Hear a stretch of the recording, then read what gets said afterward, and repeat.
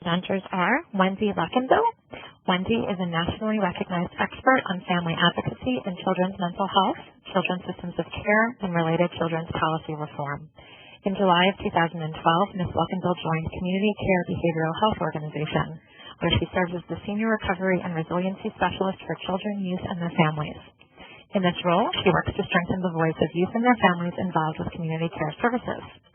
Since 2005, she has led Pennsylvania's enhancement of family involvement in juvenile justice for the John T. and Catherine D. MacArthur Foundation's Models for Change in Pennsylvania. Previously, she served as Child Policy Coordinator for the Pennsylvania Mental Health Association and President of the National Federation of Families for Children's Mental Health Board of Directors. Ms. Luckenbill is co-author and chief editor of Family Involvement in Pennsylvania's Juvenile Justice System. Following Wendy will be Dr. Tracy Levins.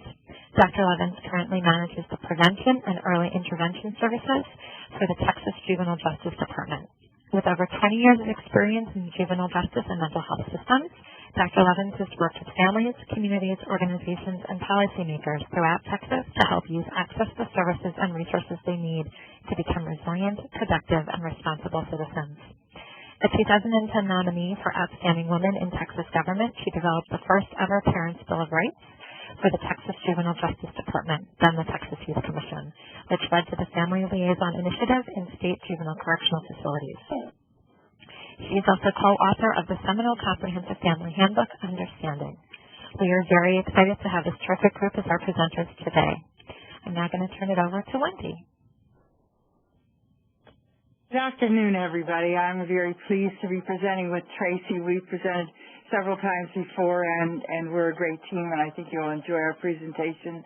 And please don't hesitate to send questions a while to the team so that we can answer any clarifications or questions that you need at the end.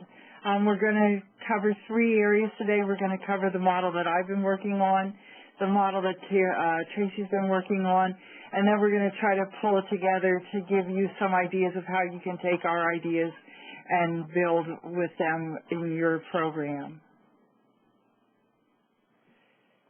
So specifically, both Tracy and I have been working on the area of family involvement and engagement in juvenile justice.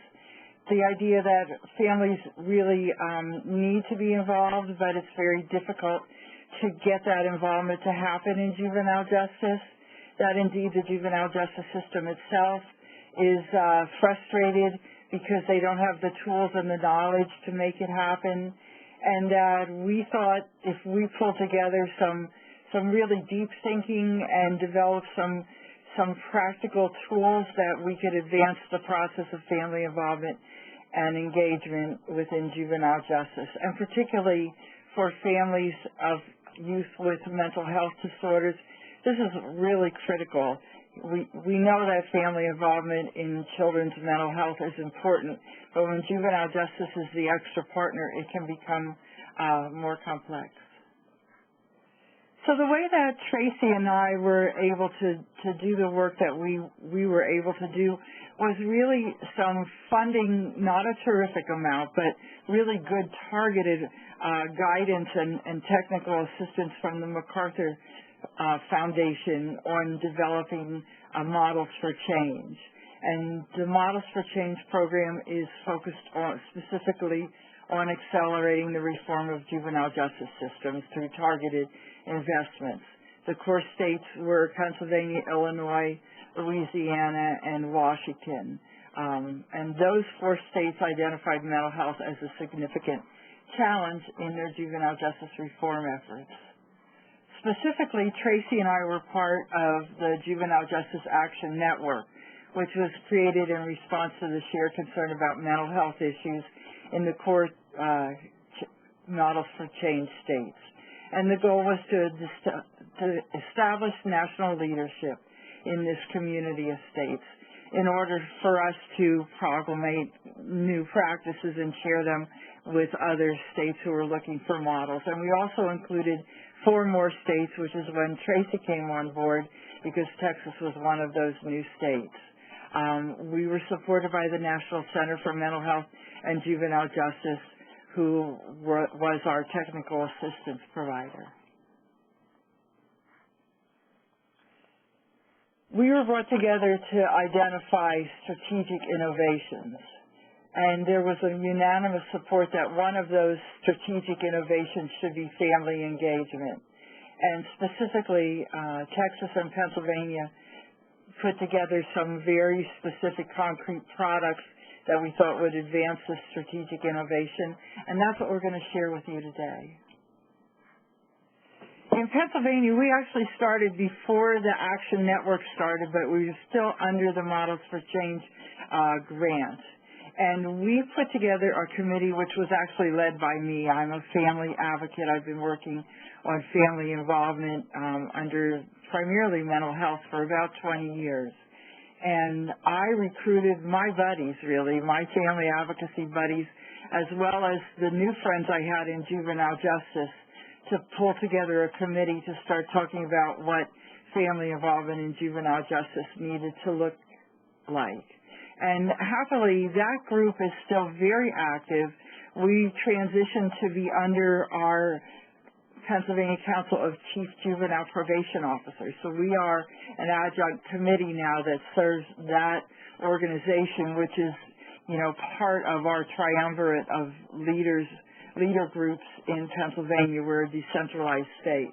But the chiefs are a very important part of what makes policy and program happen in Pennsylvania, so we're very happy to be serving under that council.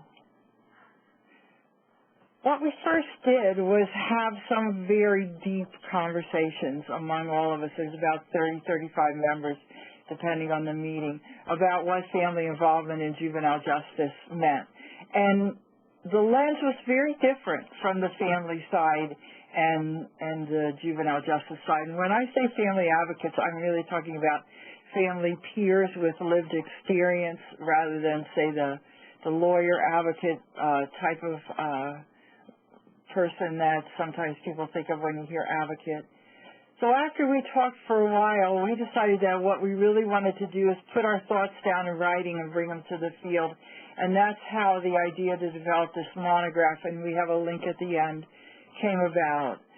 We have several ideas in there that we put to the field, including the idea that what is yet to be developed is a system-wide adoption of effective evidence-based strategies and services to support the family role at both the individual child and larger policy and planning levels within juvenile justice.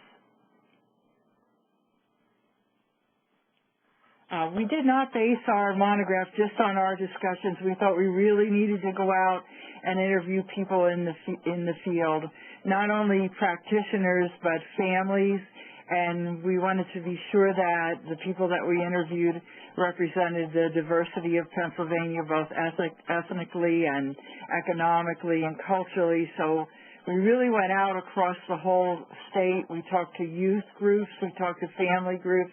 We decided to keep the stakeholders separate so they really could feel free to talk, and they were very frank. And there's a lot of information in our monograph about what people said. A lot of it lined up. Some of it did not, but mostly we were able to identify a lot of consensus, and the primary consensus areas were that people felt availability and access to effective early prevention and intervention wasn't happening, and that kids could have been diverted early if the families could have found the help, or once they were in the justice system, if they could have found services to divert the kids from the system.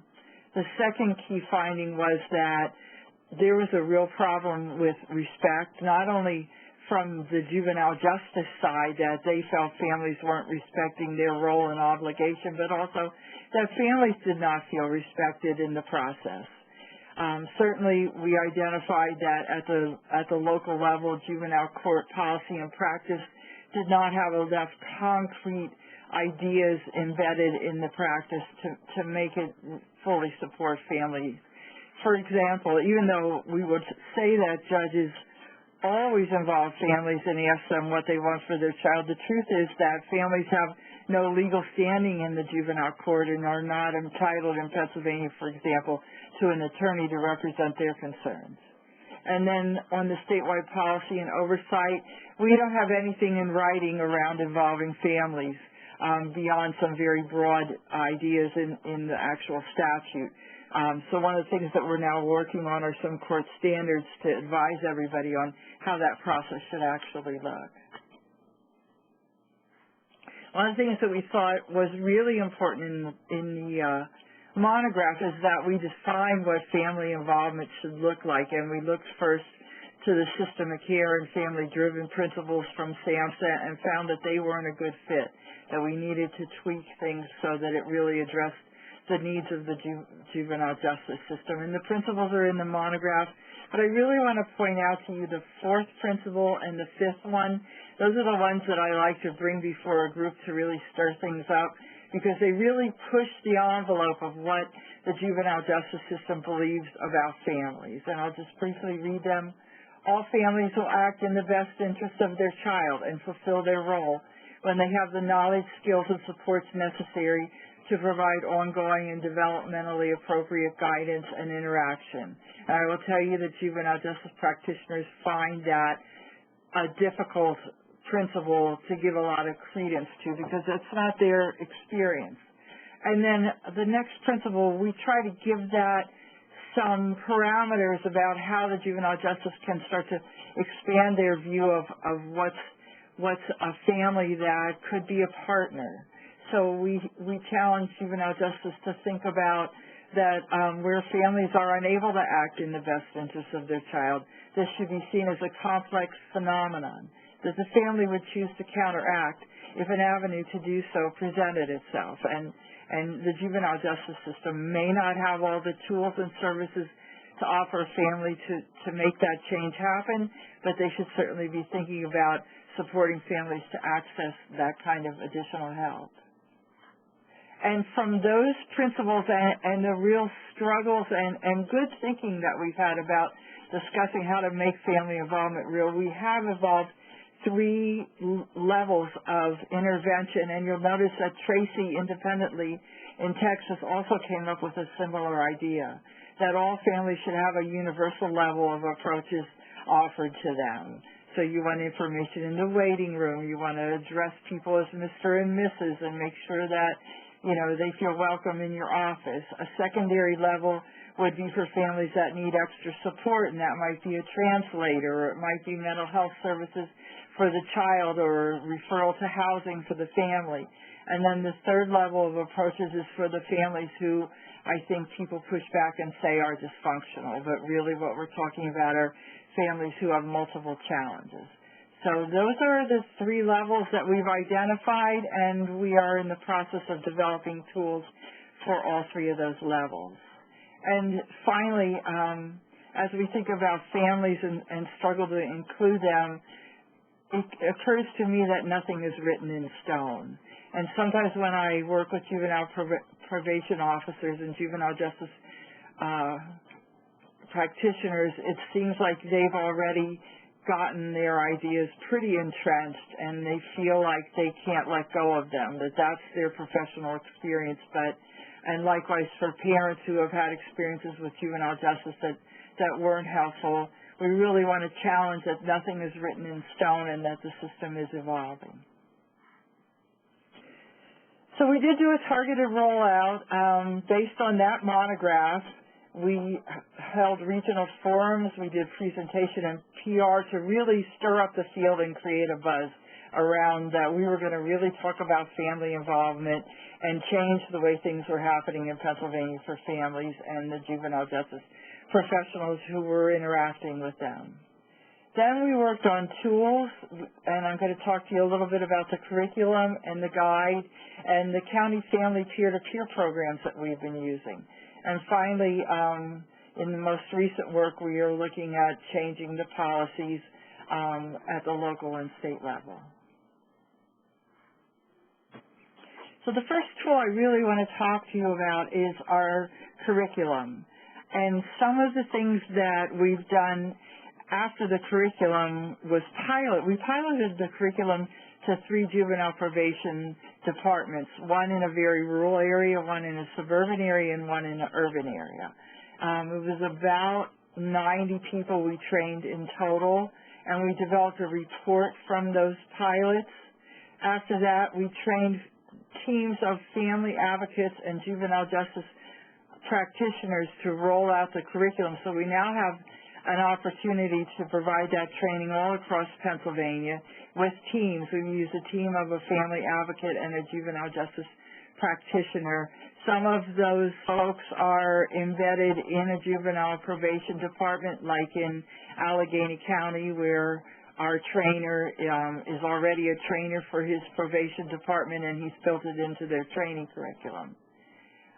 And then we've also been able to embed this curriculum and have it adopted into our statewide training center for juvenile probation practitioners.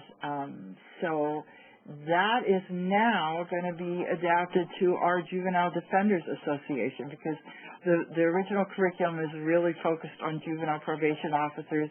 It felt like we really needed to hone in on the tasks that juvenile probation officers are responsible for, so it's very JPO specific.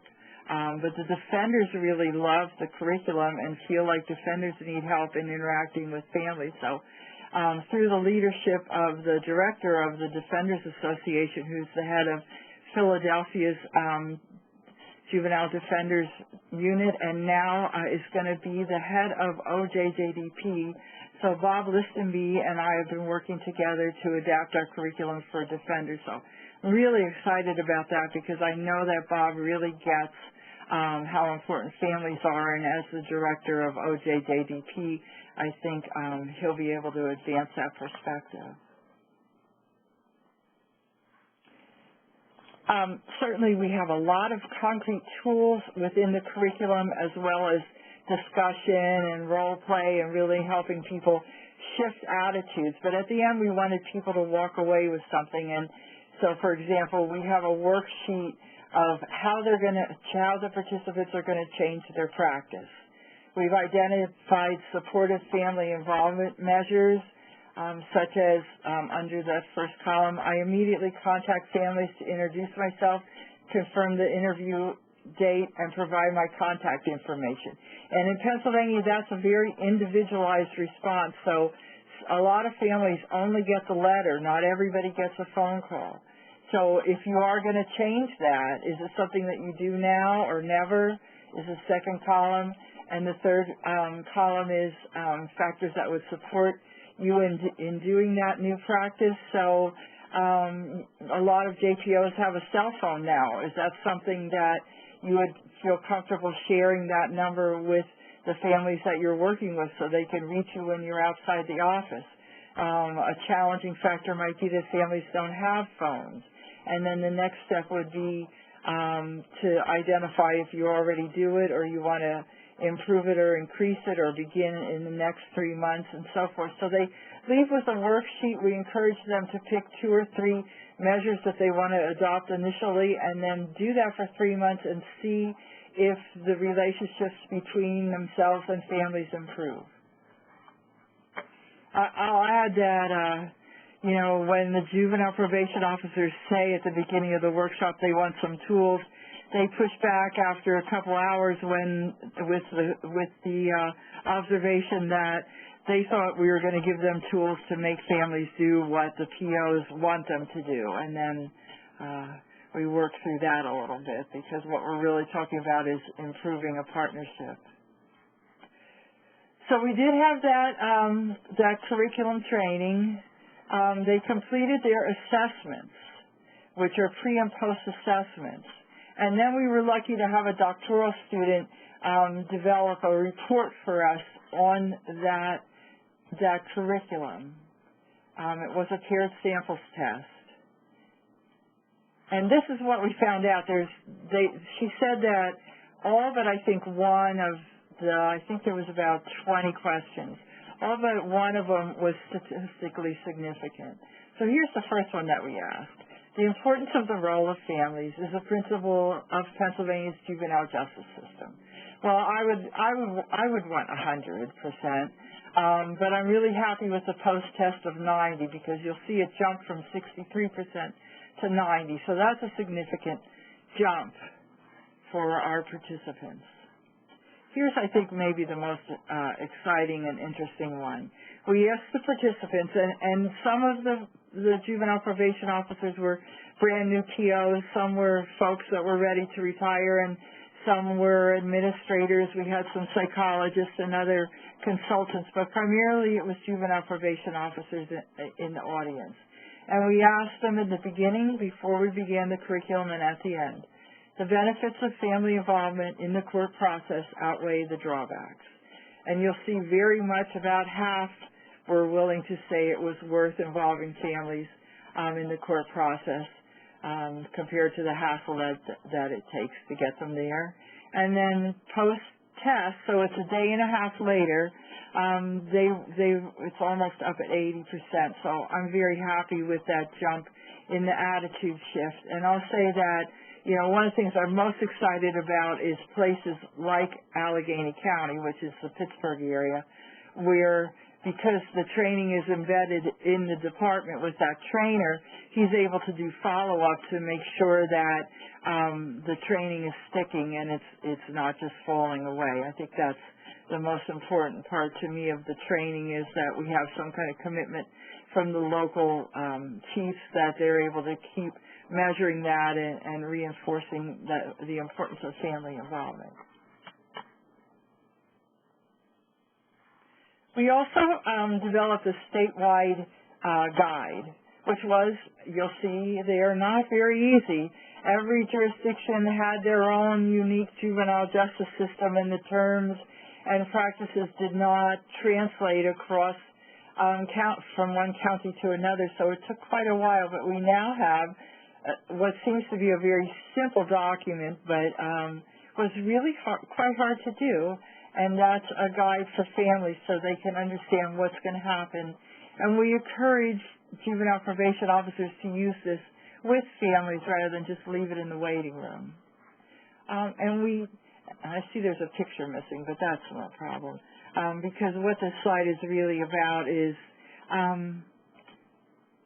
juvenile probation officers are a little surprised and shifted in their understanding of families when I explained to them that when families come in and they're explaining the whole process and what's going to happen, the families might feel a lot like anyone would when they're in a strange environment like a doctor's office and they're being told diagnoses and follow-up treatments and appointments, and you leave the office and you think, what the heck just happened?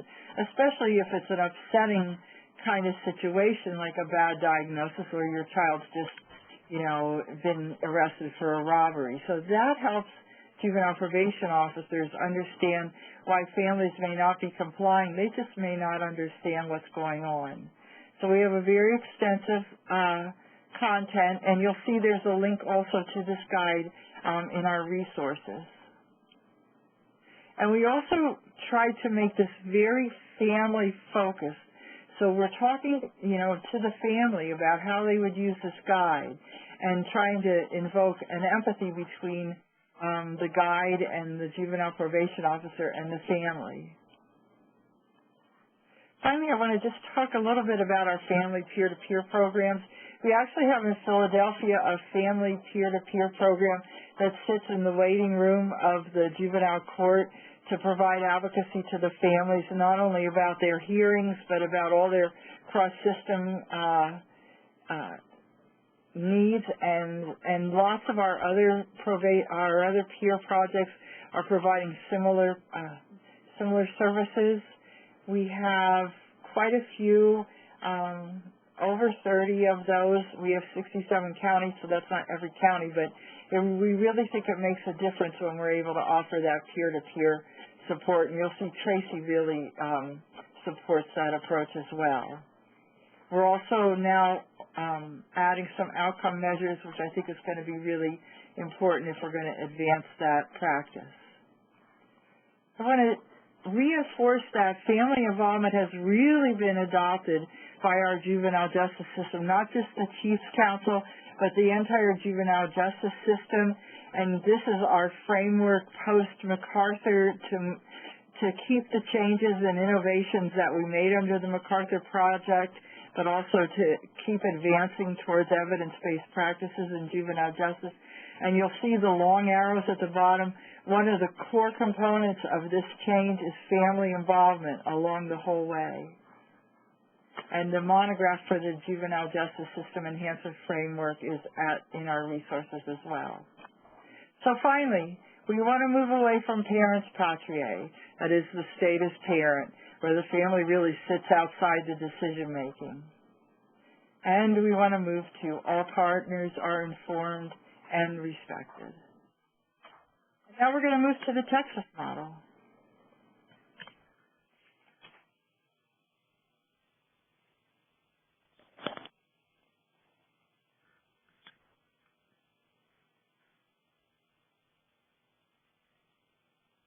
Thank you all very much.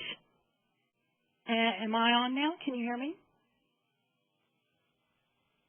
You're great, Tracy. Great. Thank you all for participating today. And like Wendy in Pennsylvania, we started before becoming a core state for the models, or a partner state for the Models for Change too. But that initiative allowed us to really advance our work, and I'm very grateful for the guidance and support that we received through that. I want to talk a little bit today because there's a difference between being informed, being involved, and being engaged. And just to give you a little example, being informed is like when you go to get your driver's license. You get a driver's handbook.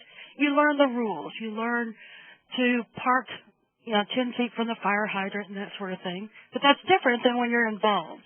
When you're involved, you have some input into what the direction you're going and how fast the driver's going. You have input.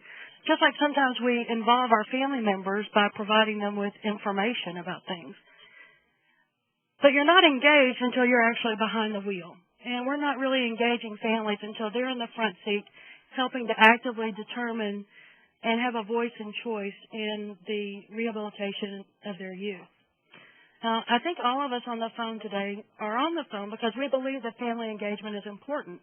We know that it increases the likelihood that families will follow through with education and service plans. We know that it helps families learn better skills for dealing with challenging behaviors of their children. We know that it helps promote positive youth development, reduce recidivism, and that it helps youth to successfully reenter a family, home, school, and community.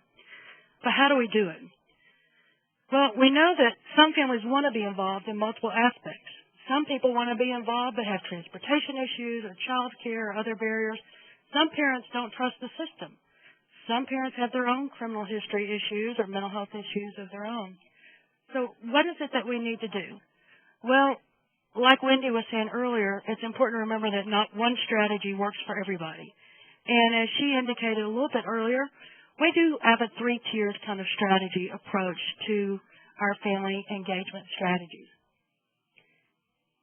Now, when we work, this is from Osher and Huff, and the citation is at the bottom of the screen if you'd like to look into more. But essentially, we know that some things we need to do for everybody. Some families need a little bit of additional support, and some families need really intensive support. So what is it that we all want when we go to a service provider? We know that, when I go to my doctor's office, I want to be treated with dignity and respect and honesty. I want them to have a positive focus for me and to have hope for my future. I want them to speak in a language that I'm comfortable with. I want them to be as flexible as they can with scheduling and to have good therapeutic interventions that meet my needs. And all families want that when they come to us in the juvenile justice system as well. So what is it that we mean for all families? And so these are just some ideas about creating a welcoming environment. So let's go through these a little bit and unpack it just a little bit. When we say create a welcoming environment, we mean things like making sure that all of your staff who interact with the families are courteous and respectful and kind and treat families as guests. If you have a guest come into your house, you thank them for coming. You might offer them some water or some coffee. And there's no real reason why we shouldn't do that to the families that come into our offices and detention centers. Just to, as Wendy said earlier, greet them by name, offer them some water if they've been traveling a little while, provide qualified translators, make sure that our waiting areas and meeting areas are comfortable, make sure that even the things like decorating the walls to make sure they're family friendly. Don't have just signs on the wall that says what not to do. But have signs, welcome, families are important here, have nice art and that sort of thing. Make sure that you have appropriate toys to occupy other children who come with their families. So you can have little books or little toys for the younger children. You also want to make sure that all that signage is as strengths-based as you can make it. When we talk about family input, we're talking about, asking about their diagnostics history and their medications that the child has been on and what's worked and what hasn't, and the treatment providers. But it's also about recognizing and acknowledging the family's expertise about their child, their school, and their community. It's about encouraging families to give honest input and opinions throughout the treatment transition planning, not just at formal staffing. It's about sharing the results of assessments with families. And it's also about making sure that there's other avenues for families to have input, whether it's advisory groups, whether it's peer mentors, strategic planning, focus groups, including parent and youth input on policies and procedures and evaluations and planning. And sometimes you might want to put little customer service cards or surveys out in the visiting areas or in the meeting areas or lobbies where you can actually get input from families about how our attempts to engage them are being received. With regard to the accessible services, we want to make sure that, for quality, that it's either evidence-based or research-informed and it's meaningful to them. We want to try and provide peer supports, other parents of kids with mental health issues who have come through the other side and can say simply, I know what it's like, and I was there, and you'll get out of it, and you'll get through it, and this is how we did it.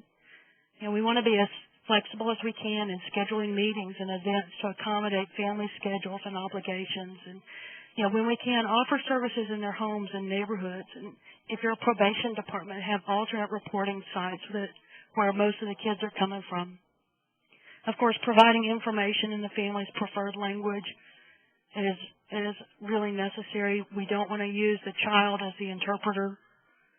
And then when you're needed, if you run a placement center or a correctional facility, if you can partner with other folks to help provide lodging and transportation so that families can visit their child, then you can also make use of that time and provide some family counseling or other initiatives. Sometimes it's as simple as offering families a tour of the environment. I know one of the things that I'll talk about in a little while is one of our family liaisons had an open house at the school so that the families could come and see the schools where their children were being educated while they were at a state juvenile correctional facility. When we explain the program, we want to give them general information, but also the specific options that are available to their particular child. And we don't want to just talk about the rules. We want to also provide an expectation of success and really make it a strengths-based type of experience. Now, probably one of the most important pieces is this excellence in communication. And it comes all the way to the most basic parts about asking families, what's your preferred language? What is your preferred medium of communication? Do you prefer me to call you? Do you want to call me? Do you want to email? Do you use email? Do you have a private mailbox? If I call you at work, is it okay if I leave a message? What's the best time and phone number that I should call? Is there somebody that I can leave a message for you if I can't get in touch with you? How do you feel about your child texting the probation officer or parole officer? And then once we find out these different communication preferences, then it's really important that we're open, we're honest, we're consistent, and that we're providing the regular updates to the family about the youth's progress, and we're reaching out to them regularly. It's also very helpful if you can give the family and every youth a list of the primary treatment providers, their contact information, as well as if that person has specific times that they know they're going to be in the office and can accept phone calls. That makes it very easy for a family to go ahead and say, I know on Tuesdays at 3 o'clock, Tracy's going to be in her office and I can call then. And she'll be able to get in touch with me very easily. And then the supportive interactions with all staff. What we want to talk about here is that how do we create opportunities for positive interactions with staff, whether it's through open houses, whether it's through some sort of in-service event.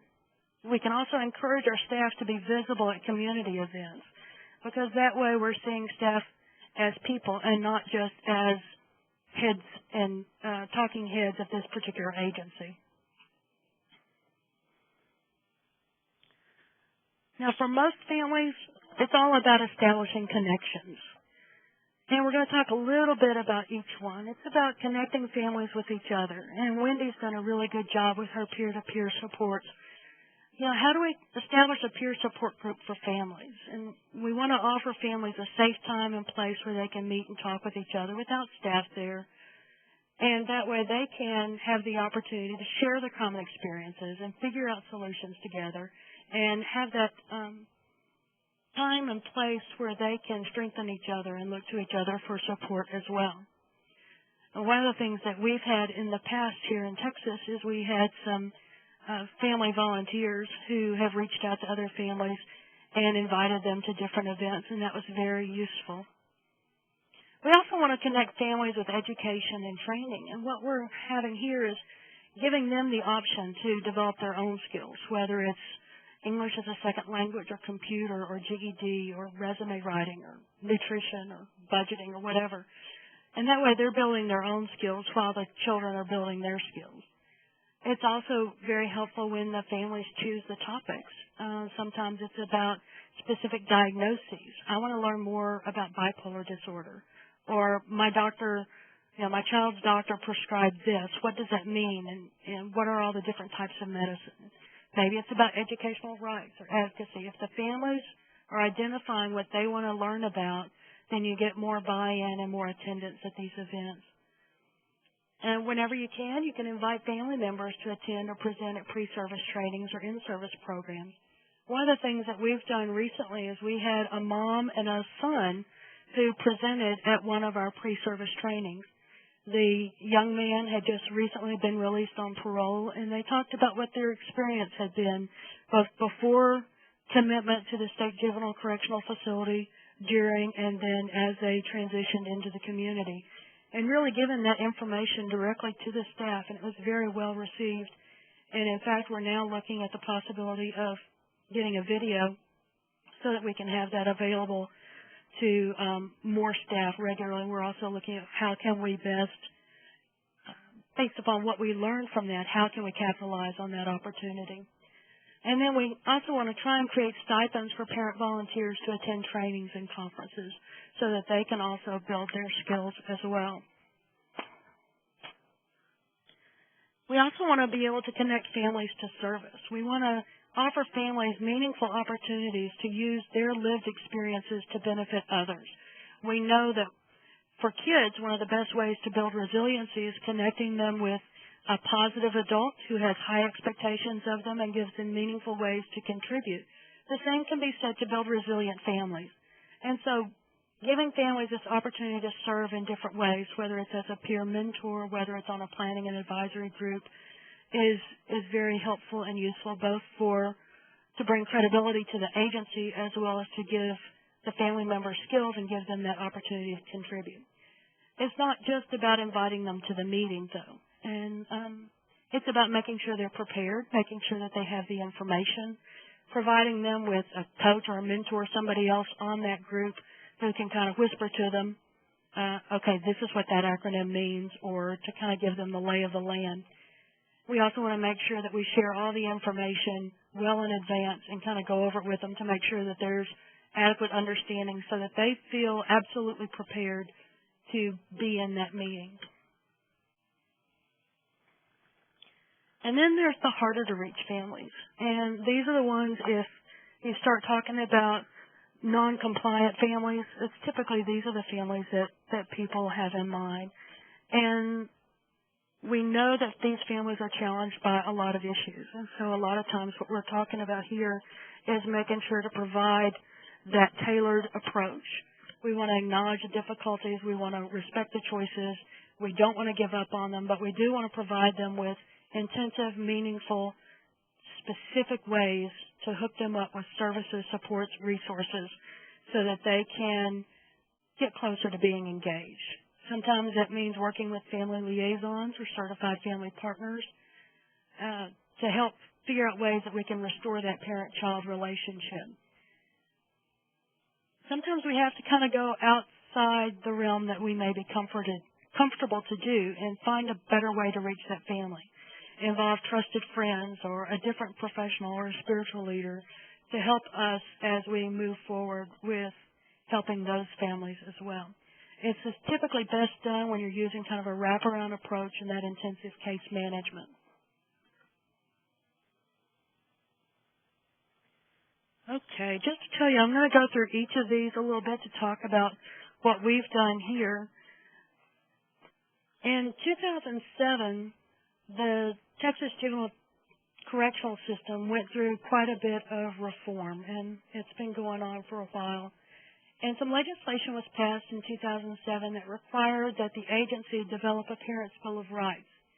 Now, the way that we did that is we pulled together a group of parents, youth, advocates, and staff to develop these rights. It was co-chaired by a family member, and we met on Saturdays to increase the likelihood that the family members could attend. We had potluck lunches because I'm from the South, and if you do something over food, it makes you friends. And so we had these potluck dinners, and we talked about what specific rights do parents have when their children are incarcerated. And this is the preamble is written out that we believed in partnership with correctional staff, educators, and treatment providers. We believe that the parents should be encouraged and assisted to actively participate in the design and the implementation of their child's treatment, and that's from intake all the way through discharge. Now, there are 12 different kind of enumerated rights, and these are just summaries of them. You can find the full rights written out at that website at the bottom. But the important thing to know is that this is probably the first time, well, it was the first time that I'd ever been involved in something that involved parents, youth, advocates, and staff all agreeing on the same principles. Now, interestingly enough, the major discussions were not between the agency staff and parents. The main issues of disagreement typically were between the parents and the children. And so that was really interesting to come through and to work through and to get to the other side. But these are the 12 that you see. We have some of the ones that you'd expect, that you get safe, secure, sanitary facilities. We're not going to judge, label, or blame parents. You have the right to be a vocal advocate.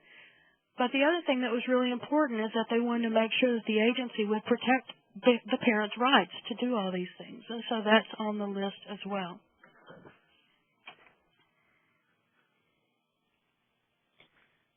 The other thing that we do is we started involving families in policy development. For the revision of the youth grievance system back in 2007, I contacted the most vocal of the parents who were so angry with the way their children had been treated, or their perceptions of treatment, depending on your perspective, I suppose. But I contacted them, and I met them on a Saturday at a neutral location, and I just listened for a while, and I took down all of their information.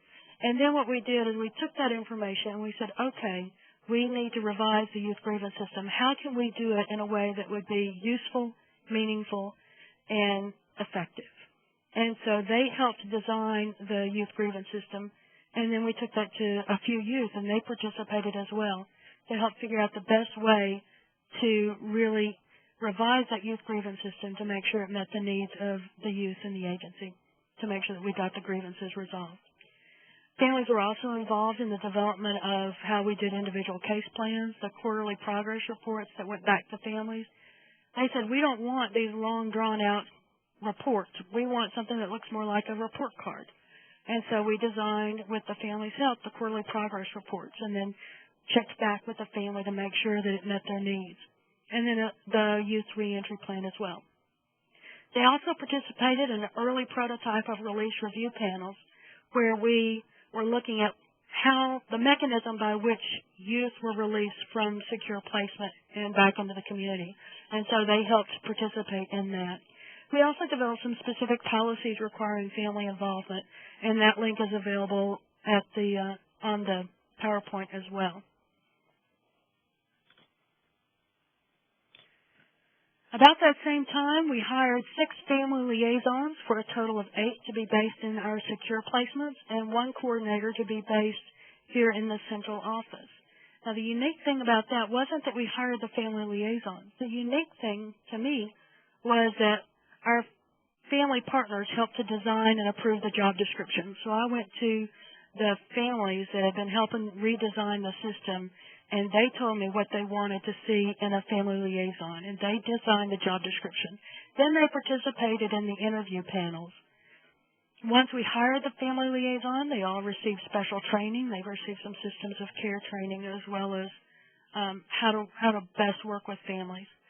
And what they do on campuses is they help promote families' voice and choice, and they also plan and coordinate events to increase family engagement on the facilities and in the offices. Some of the things that they do are stuff like the family days. We have fatherhood development initiatives because we know that about 16 to 17% of our kids already have kids. And how do we make sure that that family gets off to a good start? They work with local community resource councils to provide transportation and lodging. One of our family members was a licensed bus driver, and so they contracted with a bus service, and she drove a bus full of parents from the Houston area to one facility so everybody could get there on the same day. We had a big multi-family group. They had visitation. They had a big barbecue. We have graduation celebrations, holiday parties.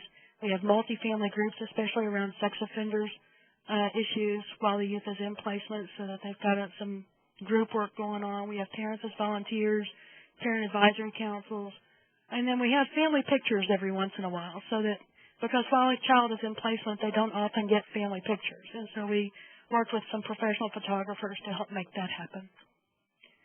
Now, like Wendy, we also have been developing a family engagement curriculum as part of our Models for Change work. Ours is called Bring It at Home, How to Engage Families Involved with the Juvenile Justice System. Our Models for Change team worked together. We identified 4 basic modules. We had a family member. We had a local juvenile probation department. We had some state folks all working together to design the outline of this and to really put the skeleton together. We then developed the curriculum. Tarrant County has piloted that curriculum.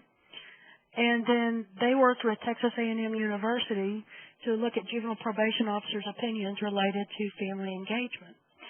And these are some of the results that they found. They found that 54% of the juvenile probation officers wanted more training on how to communicate effectively with families. Over 70% wanted to learn how to provide opportunities. 55% wanted more information about tailoring the case management to accommodate those families with special needs. And then 60% wanted more training on working with families of different cultures. Now, what we've done since then is we've also piloted that curriculum with a state group, and we've received their information on what revisions need to be made to the curriculum. We're making those revisions. We'll run it one more time. And then we're working with our Human Resource Department at the state level to see about making that curriculum part of our Juvenile Justice Training Academy. And so Pennsylvania's a little ahead of us. They're already got the curriculum finalized and doing it, but we're not too far behind. Like Wendy said, we've also done some family-friendly publications. Understanding was the family handbook, and it's a full description of the Bill of Rights, so that for each of those 12 rights, this book kind of outlines what does it mean exactly to be a vocal advocate for my child. What does that mean when I go to a facility that I can do that? And it really more fully explains all of those, as well as provides actual copies of the different policies that really affect a child and family on youth grievance and release and that sort of thing. And then the document on the right is just the ABCs of engaging families. It's just a poster to demonstrate we are family friendly in this office. And so these are the expectations that we have of the people who work here. And it's written to be real fun and family friendly. And of course, we want to check back and find out how we're doing. And so annually, parent surveys are distributed through mail, through email. They're provided at visitation areas. They're at special events. We change things that aren't working. And so when we find something that doesn't work, we want to make sure and change those things so that we can exceed parents' expectations of how they and their children are treated. And I think with that, we're going to pass it back to Wendy.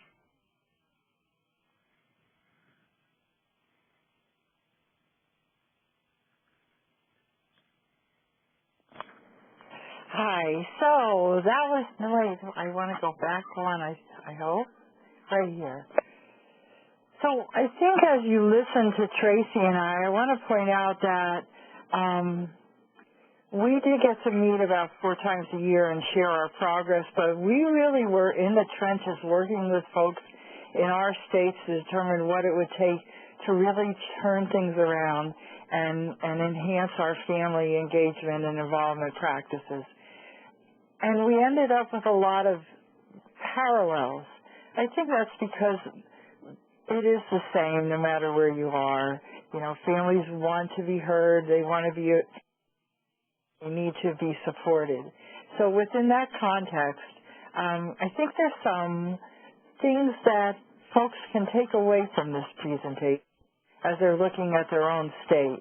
And so I would ask you, do you have written policies or regulations that support family involvement? When we started in Pennsylvania, it was really helpful that our Juvenile Act committed to families, and while we hadn't really talked about it in about 20 years, it was written that families were one of the primary partners in supporting youth as they made it through the juvenile justice process. And likewise with Tracy, you saw how much commitment they made to family involvement when they started doing their reform. Do you involve families in evaluative and advisory processes? Really key to have the family voice. Do you train families and practitioners on engaging and involving families in juvenile justice on both the individual, child, and policy program level? Do you develop accessible family supports? Do you measure the quantity and quality of family involvement? That's really, I think, the growing edge of this work, is to try to start to really measure what is the baseline, how many families are effectively involved in their child's juvenile justice experience, and what's the golden standard? How many families if we're employing effective practice, could be involved? We just don't know. And finally, are we measuring youth outcomes related to family involvement? We all think it's important, but if it doesn't change anything, then either we need to change the way we're doing the family involvement, or we need to reevaluate the need. And I'm certainly hoping that we can improve youth outcomes when we improve family involvement. So just to finish up, I want to make sure that everybody understands that we have resources for you. We have, from the Pennsylvania side, we have the Monograph, we have the Family Guide, and we also have the Juvenile Justice System Enhancement Monograph. And from Texas, we have their Bill of Rights, their handbook, and their youth handbook. We also wanted to share with you some of the national resources that are really driving the dialogue at the national level, but also that informed and supported our work. So the National Center for Mental Health and Juvenile Justice developed a wonderful resource way back in 2002. It took us a while to get to start working on it, but it's still a very helpful and relevant material to bring back to your state to start the conversation. In 2011, triggered at least in part by the work coming out of Models for Change and our Action Network, the Center for Juvenile Justice Reform convened a big forum and produced a paper related to family involvement and engagement, not only in juvenile justice, but child welfare. And then out of our forum, we actually made recommendations to the feds. We also have the Family Resources Inventory from the National Center for Mental Health and Juvenile Justice and Models for Change, which is a really helpful resource. We wanted to point out that CSG themselves, and perhaps some of you have attended, worked on a trauma webinar a few months ago, and that really informs a lot of what's happening in juvenile justice. It's really important to think about trauma when you're thinking about families, especially to that third tier of families that are really struggling to be involved. The innovation brief that was just published by Models for Change is something that I worked on with the Models for Change folks, and I think you'll find it's a really good brief summary of what's happening in the most current years. there's also a really important report that just came out from a group of families across the nation that was looking on solutions to the crisis in juvenile justice. So this is really a family voice resource. And finally, it was really helpful to look at the OJJDP webinar that recently occurred around engaging and empowering families, because they really discussed the juvenile justice perspective from the federal level and what resources we can access in supporting and enhancing our work. Hopefully they'll start to really target the family involvement in their funding grants, which I think is really important. And I think we're back to Tracy. Yeah. Well, when Wendy and I were talking about this presentation, we talked about making family engagement real, and I started remembering I'm a mom of a 10-year-old and a 12-year-old, but back when they were little, we read The Velveteen Rabbit, and I'm sure this is very familiar to most of you out there. But I remembered this page, and I thought I'd bring it back to kind of bring our presentation full circle. So what does it mean to be real? What does it mean to make family engagement real? Yeah, and what is real? Asked the Velveteen Rabbit. And the skinned horse replies, real isn't how you're made. It's a thing that happens to you. When someone loves you for a long, long time, not just to play with, but really loves you, then you become real. And Rabbit asks, does it hurt? And Skinned Horse says, well, sometimes. But when you're real, you don't mind being hurt. So Rabbit follows up. Does it happen all at once or bit by bit? And Skinned Horse says, well, it doesn't happen all at once. You become. It takes a long time. And once you're real, you can't become unreal again. It lasts for always. And I think this connects to family engagement, because when you value something, really value something, then you can help make family engagement become real. And it might be painful at times, because it pushes a lot of us out of our comfort zones. But when you're really committed to valuing families and the role that they play in kids' lives, and realizing that kids almost always return to their families, then you don't mind the discomfort. But it doesn't happen all at once. It happens bit by bit, and you become, and family engagement becomes. And it might take a while to change a culture, but once we've changed the culture, it's very hard for it to be changed back again. And family engagement can last for always. And so with that, I want to thank all of you for your work, for your commitment, for your dedication to kids and families. And I'll turn it back to Cynthia. Thank you so much, Tracy and Wendy. This is really terrific. We are now going to start our Q&A section of the webinar. We've already had a number of questions coming in from the audience. Once again, if you have a question for Tracy or Wendy, please go ahead and type it into the Q&A box in the bottom right-hand corner of the screen. Looks like we finished about on time, so I think we'll probably be able to get to most of the questions. But if we don't get to your question, please go ahead and email us at info@consensusproject.org, and we will forward the questions on to Tracy and Wendy and make sure that they are answered. One fast question for general context to both Tracy and Wendy. We might want to go back to the resources slide really quickly, but we had questions about your specific tools. So the tool in Texas and the one screen capture, Wendy, that you had with the questions that were geared towards probation officers and case managers to ask the families, as well as in Texas, whether or not those tools are available online, do they cost money, and where do we find them? Well, I'll go first around the worksheet. I could certainly make the worksheet available. It is within a larger curriculum that we don't have online because it's a very complicated curriculum, and we found that it really needs a lot of time for a person to learn to present. So we have a Train the Trainers module, and we're actually working with the Juvenile Law Center in Pennsylvania and the Models for Change MacArthur Foundation project to see if we can access some legacy dollars.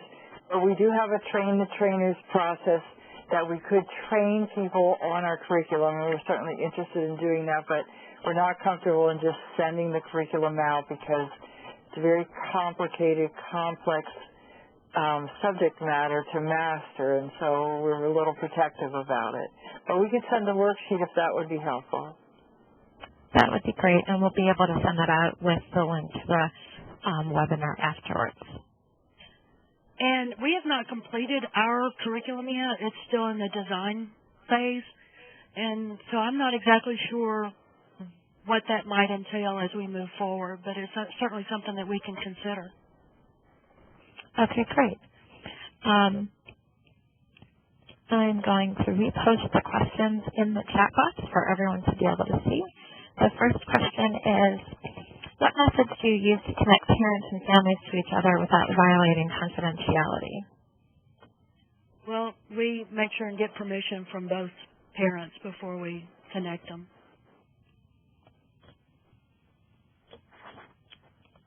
Okay. And in Pennsylvania, our family support is based on a request from the families, so we don't take referrals like from the juvenile probation office. We would provide the family peer information to the family, and then it's up to them to contact.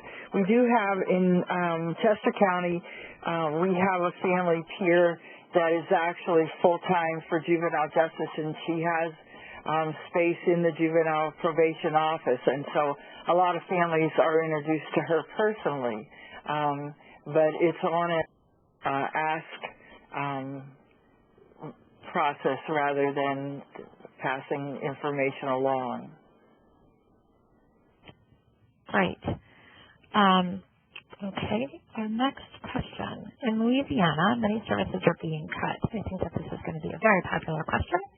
Do you have questions on how to do these programs in this kind of fiscal environment? Well, Tracy, you can hop in a minute, but I'll just say my mantra, which is it's really critical that we start collecting outcome data on family involvement, or we're not going to be able to preserve the focus on it. It's not real costly, but it takes some money to sponsor, to get families where kids are, to get the extra time to spend with families, to develop resource guides, and if we can establish that it's an effective practice, then I think it's going to go by the wayside. So I'm really hoping that my friend, the new director of OJJDP, remembers our work in Pennsylvania as he goes forward, and maybe we could do a little bit more pushing towards the feds to make sure, and our state planning to make sure that some of that money is going toward not only supporting family involvement, but making sure that we're tracking that it's effective. I know in Louisiana it was families that closed one of the locked facilities, so that was a really impressive use of family involvement. Well, and I don't know that I could add much to that, Wendy, because it does come down to outcome data, but it's also about demonstrating not only what works, but how it works. And when youth are with mental health issues or being reintegrated back into their home schools, families, and communities, and families are happier and we've got more tax-paying citizens, then we can make the argument that it is an effective practice as well as an efficient practice. Right. Yeah. Great. Okay. I'm interested in knowing what role the bench has played in the development of programs and how they are implemented in these engagement efforts in each locale. How have the judges modified their practice in light of these efforts? That has come up a number of times with programs that I've worked with around the country, that there's no leverage for the probation department or the parole departments to actually engage families. So, for example, the only thing that they can do to get families engaged is to fine them, but many of the families are already really indigent and they're never going to pay those fines anyway. So I'm wondering, that's, I think, multiple questions there, whether or not there's any judicial leverage, how does that work, have you seen models that use that? I haven't seen it. We haven't focused on that in our state work yet, but I know locally it really depends on the particular relationship locally and how that works. I've been involved in working with some municipal courts lately, and they've kind of combined the power of the bench and the power of social work in one. And so they might say, yes, there's a hefty fine attached to this particular issue, But you know what? We can convert that fine to participating in this particular therapeutic intervention. And so it's almost a coercive type of deal for the first few times. But then the families get involved and get engaged, and then you see them coming back not because they have to, but because they want to. And that's the only thing I can really talk about with that. And in Pennsylvania, the transformation is happening on a couple levels. On the local level, in Philadelphia, Judge Dougherty, who's the president judge down there, is the one that actually invited the family peers into his courtroom waiting room to work with families. So that's a really surprising and just innovative idea that the judge had independently of our process. So across the state, there's judges and probation departments doing interesting things. In our Dauphin County, which is in the center of the state where our capital is, Harrisburg, Dauphin County has adopted family group decision-making from the Child Welfare Department, which originated it, but they are really adopting family group decision-making and offering that to any family that comes through their probation department. It's a facilitated communicative process coming from New Zealand, so I can make sure that you have the link to that. We'll make sure that you do so you understand that process. But Harrisburg is really interested in family group decision-making. It's allowing a lot of kids and families to have a very different experience in the probation department. And then finally, at the state level, we think that the next step for our Family Involvement Committee, and in fact we've already begun to work with the Standards Committee, is to develop court standards around family involvement. And because we've embedded all this reform within our state advisory process, not only are the chiefs involved in family involvement, but we've had representatives from our Juvenile Court Judges Commission sitting on the Family Involvement Committee and helping us from the very beginning. So the judges are part of that push to transform our system. So it's inviting all partners to the table and getting the discussion going, and then looking for innovative practices and supporting probation departments to adopt those innovative practices, because certainly the judges now in Dauphin County are referring all families to family group decision-making before sentencing, so that, or at least mostly before sentencing, but somewhere along the process they're supporting that involvement, and that's really transformed the way that they communicate. Wendy, you also reminded me we have what's being termed a wraparound court in Harris County that has been real effective, and it's a diversion sort of initiative for those children and adolescents and families who have significant mental health and other challenging needs to go through this wraparound court. Tracy, would you agree that once you start this work that the buzz does start to carry things along and things start happening almost outside the process because people get excited about it? I think so. It's almost like once you reach a critical mass, then it begins to kind of self-propel. Because it's something that's been simmering under the surface for a long time. People have been, struggling with what are we going to do about the parents. And once you start offering a venue to discuss the issues and make sure that everybody's concerns are heard, and then start working together to develop some solutions, it starts to get traction pretty quickly. I'm going to ask you guys a more general question just about that in 1 second, but let me ask you an easy question first. There was a comment that these were all excellent models. What funding sources assisted you with the development of publications? And is the ABCs of Engaging Families poster available for sale? And are, this whole suite of the family-friendly publications from Texas available online for families to access? And I know that's 3 parts. It's on your screen if you forget which thing I've asked you. Good. I was just starting to get worried. Yes, the family handbook and the Bill of Rights are available online. The Bill of Rights are also posted in every single state juvenile correctional facility all over the place. Families are provided the handbook within days of the kids coming into our system. And I don't know that the ABCs of Engaging Families are for sale, but I can find out, and if not, I can certainly see about sending you a copy. And I think the biggest part of that question was the funding sources. What were the funding sources that helped you develop them? We had general revenue from the state. We had some state funding that did that. That was kind of reform funding.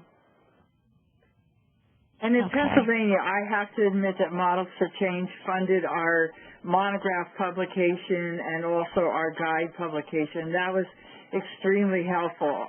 I do believe that the guide has been so welcomed by the local probation departments that they'll continue to print it, and they're also going to be putting it online so families can access it that way. And the other thing about the curriculum that I'm very happy about, which was also the curriculum development, was supported by the Models for Change Action Network, but it now has become, like Tracy's curriculum, adopted by our Juvenile Justice Training Center. So now it's part of the state funding. So it will be perpetually funded, and juvenile probation officers and other practitioners will be able to access that curriculum both through the state offered trainings that happen periodically and also by choosing to have that curriculum offered in their own jurisdiction. Terrific. So this is the hard question for you guys for the day. And I think this is probably echoed with a number of the programs I work with around the country and then probably attendees here on the webinar. My question is getting juvenile justice to buy into family involvement in the first place. I don't really see that happening here in Cincinnati. Well, I'll just jump. Go ahead, Tracy. No, go ahead, Wendy.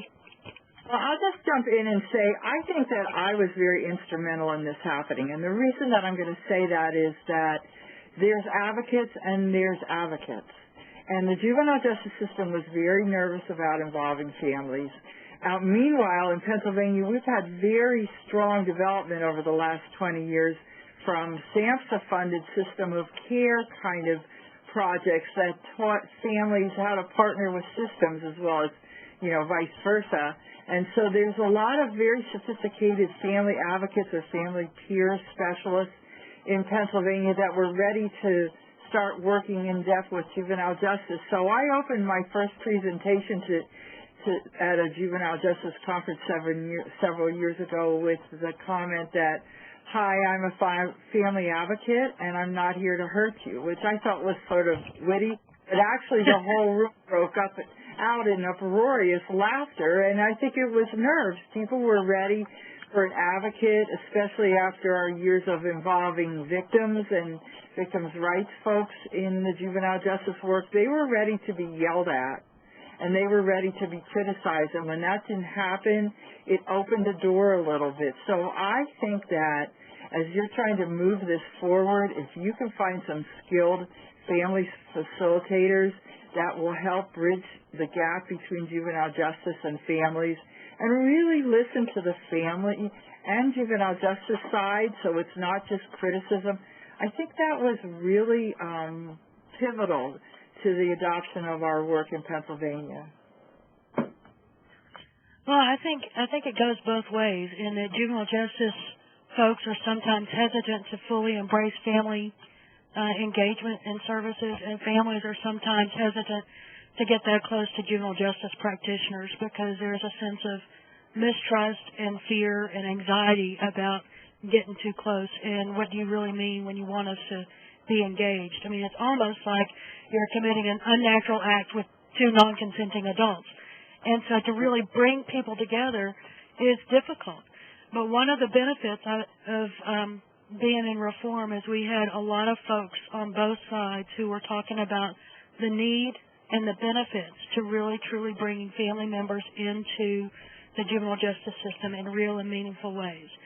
We had leadership who said, this is the way that we're going to do business. And I think if you can get some key family members, some key juvenile justice practitioners, and you get that agency leadership, then you can start the work. And then once you get the work, so like Wendy was saying earlier, once you start seeing the results, then you get more people really wanting to do it because it does pay off in the long run. Terrific. Okay. Next question. Is there any additional information specifically on mental health issues with the population served? So maybe some training materials for families on mental health.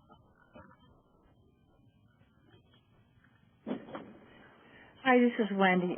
We did develop a mental health curriculum under Models for Change that was for, frontline staff in our different locked facilities, in our training schools, if you will. And that could be something that would be helpful to families, but it's not juvenile justice specific. It really focuses on mental health, and it's probably a little bit too deep for them. Certainly the National Center for Juvenile Justice, Mental Health and Juvenile Justice could access that curriculum, and we could maybe share it with you. But I think that probably working with your state Federation of Family for Children's Mental Health or the NAMI or Mental Health Association, they may have something that would be helpful, but I don't. Texas doesn't have a standard sort of MH101 specifically for families. But what our family liaisons have done in partnership with the clinicians there on the local campuses is to talk with the families about what specific diagnoses mean and what the treatments mean and what the prognosis is, and how do we build the skills into the youth so that they understand, too, what that particular diagnosis might mean for them, and how it's not the end of the world, how there are skills and services and resources that you can access so that you can live your life productively and responsibly and have a good time at the same time. But I think I agree with Wendy with talking to NAMI and Federation and Mental Health America to talk about what they might have as well. And for the person that asked that question, I'm sure that there might be other people that are interested in resources like that. I would encourage you to email us at info@consensusproject.org with maybe more specific detail about that question and what you're looking for, because there are a lot of resources that we can point you to as well. This is a good question, and I think something that really illustrates the complexity of the families we work with. What resources are out there for parents that are in the correctional system that would like to support their child that is entering or exiting the juvenile system? Wow. Yeah, I'm sorry, I don't know of anything. I think it's early days. I'll tell you the report that I referenced in the resources and the group that's working to proclamate that report, to distribute the report, and to support families. That's probably the best resource I can steer you to. That's a national resource that would go across, all our states and territories. But, and then looking at what Tracy and I have done in our own states to support families, I think that's going to be your entry into that support. But if you're looking to do something for your state, you're going to have to develop it. So referring families to resources that are out there, I think it's called Justice for Families, the report in our resource section, referring families even to the guides that we have, that Tracy and I have developed, until you adapt your own. It's tough. And families, by the time their kids are in the correctional system, families are alienated, not only from systems that maybe could have helped them and didn't. They're alienated from their own kids, and they're alienated from themselves and their families. It's just not a good time. So it takes a really sophisticated approach. There are a couple of programs I've worked with that have asked a similar question, and the Justice Center has been very sensitive to this issue. In the future, something that we are working on is doing a webinar that's specifically for working with children whose parents are incarcerated. There are, unfortunately, I can't remember off the top of my head, there is an agency that specializes in that I had found as a resource, and there are a couple of documents that are specifically focused for children with incarcerated parents. So I don't know if that actually gets specifically to the question, but again, I would encourage you to follow that up with an email to info@consensusproject.org with that question, and we can send out those specific resources that we have found for you. I don't know that, like Wendy and Tracy have said, that really does illustrate the complexity of our families that we work with. But there are a few things that are out there, probably not perfect, but maybe some things. Okay, another question for Wendy. How is your peer program funded, and can you direct us to a resource that describes the program?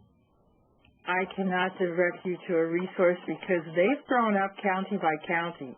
Some of them have had system of care grants, like Allegheny County, where Pittsburgh is centered, and they just adopted that. So I could certainly give you the names of the different funded peer-to-peer groups, and you could talk to them about how they maintain their funding. But each project looks very different. In a rural situation like Mifflin, Juniata, Huntington, it's one family member working part-time to support the adults and children in those three counties.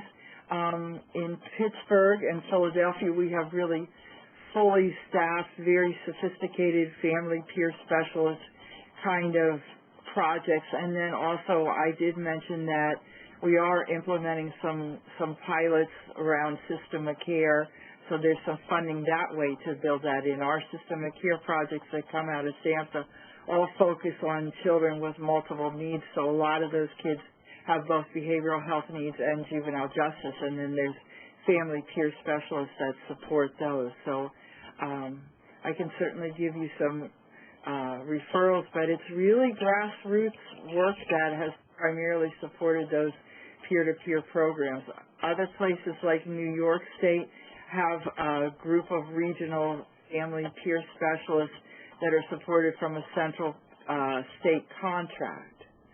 So contacting your Federation of Families for Children's Mental Health at the national level and seeing what's available in your state is probably a really great first step to see what's happening and see how you could support those families who are already supporting families of children who are probably involved in multiple systems, see how they are being funded. I just want to do a shout out 1 second. I received a comment that I think you guys will appreciate, and I especially do a lot.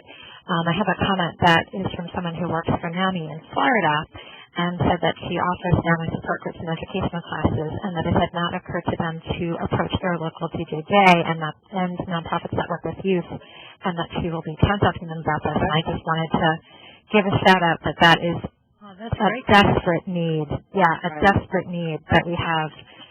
Programs are always coming to me not understanding how to engage NAMI, even knowing that you have family support groups and education classes. So yes.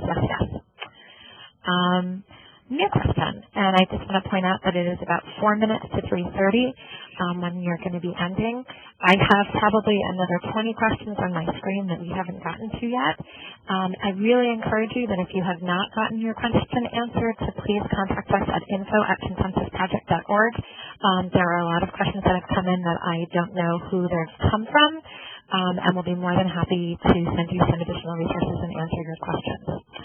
So another question, there's a few that are along this line. Are there specific assessments you recommend to assess the types of family issues that need to be addressed? Well, I don't know that we use any specific assessments. It really depends on the clinician and what's going on in that particular location. But I have seen some recently, and the CANS, the client, was it Child and Adolescent Needs and Strengths, that has a family piece in it. And I don't know much more about it, but maybe someone else does. Maybe Wendy does. Well, I was going to actually cite the CANS. Okay. It's really nice because it's one of the few assessments that you can use for a child that really looks beyond the mental health issues and also addresses family issues. So it could be used by juvenile justice. I think there are some juvenile justice jurisdictions that are using that for families and really looks at family strengths. So I like that one a lot. We use the Maisie to screen the child, but that doesn't do anything for adults. So, and one thing that we're doing in Pennsylvania that I find really interesting is we're using motivational interviewing. We're going to train all our juvenile probation officers in motivational interviewing. It's actually an evidence-based probation practice that's been used in the adult system for quite a while, and that's all about listening, which is going to be a big switch for our probation officers. But it's rather than, telling families what they need to do, it's really about engaging them in a discussion. So that's another less formal way, but really listening and asking families what they think they need and how they can be helped is a great start. We're using motivational interviewing as well. There are also some evidence-based practices out there that are geared specifically toward the array of issues that are going on with families, so things like functional family therapy. That's a much bigger lift and not an assessment, but one of the things that's incorporated as part of that curriculum is doing assessments on the family and seeing what their full needs are. I'm going to ask one more. Go ahead. I was going to say they've adapted that for functional family probation, which is a really interesting practice. I think maybe Santa Barbara is using that. Somebody in California is, but it comes out of the same group that develops functional family therapy. I'm going to ask one more question because we haven't hit upon this, and I think it's important, and then I think that's our last one for the day. How have you overcome challenges of involving families in the event that Child Protective Services are involved? Sorry to end on a hard question. I'll say two things. The family group decision-making model is really critical and really helps that. And I could expand on that later if somebody wants to get back to me. And so I really like that a lot. And also the report that we cited from CJJR, you'll notice they talk about crossover kids. So that's really what you're talking about is crossover youth.